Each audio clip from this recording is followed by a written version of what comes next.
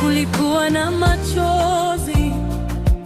kulikuwa na maumivu, kulikuwa na maswali bila majibu, lakini kila siku ulikuwa nami, ukanipa